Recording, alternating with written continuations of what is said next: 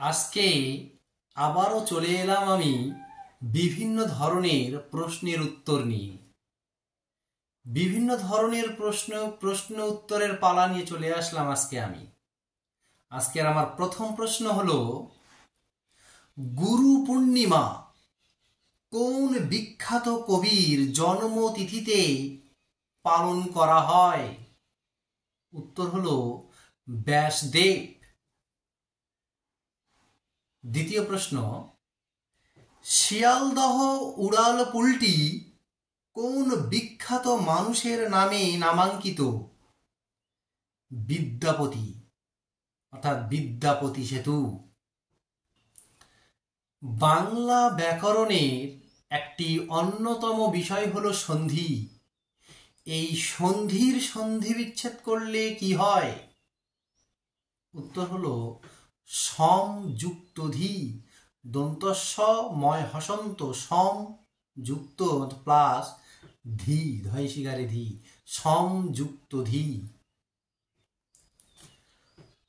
দ্রব্য is equal two প্রকৃতি is equal two ঈশ্বর, অর্থাৎ দ্রব্য ইজিক্যাল টু প্রকৃতি ইজিক্যাল টু ঈশ্বর, এই কথাটি কে বলেছিলেন?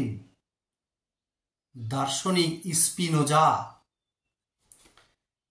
আমরা বলে থাকি জ্ঞান, অর্থাৎ কখন আমাদের জ্ঞান হয়, অর্থাৎ মানুষের জ্ঞান কখন হয়, কখন আমাদের জ্ঞান হয়? এর উত্তর হলো যখন আমরা জানতে পারি, যখন আমরা জানি, অর্থাৎ এই জানা থেকেই মানুষের জ্ঞান হয়।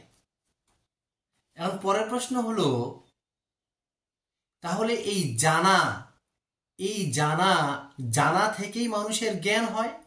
তাহলে আমার পরের প্রশ্ন হলো, এই জানা পদটি কয়টি অর্থে বিভক্ত?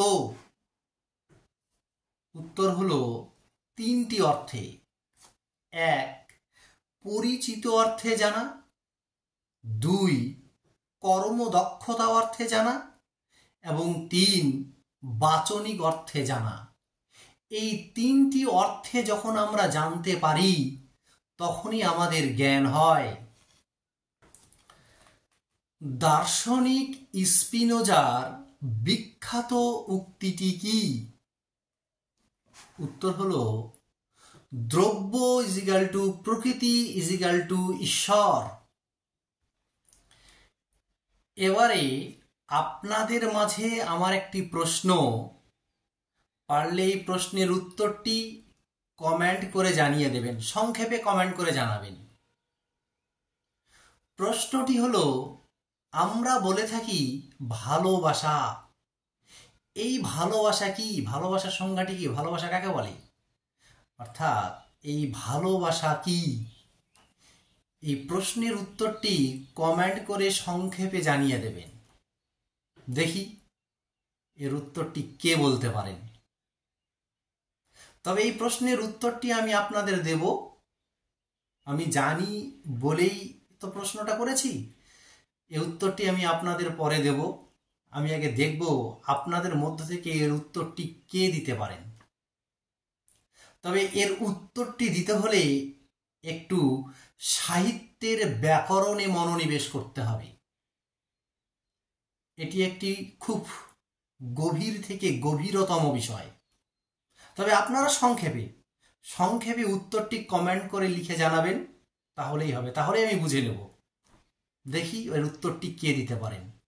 আর এই প্রশ্নের উত্তরটি ভালোবাসা কি, এই প্রশ্নের উত্তরটি আমি ডিটেলস আকারে পরে আপনাদের জানিয়ে দেব, ভিডিওর মাধ্যমে একটি ভিডিও করে আপনাদের পরে জানিয়ে দেব।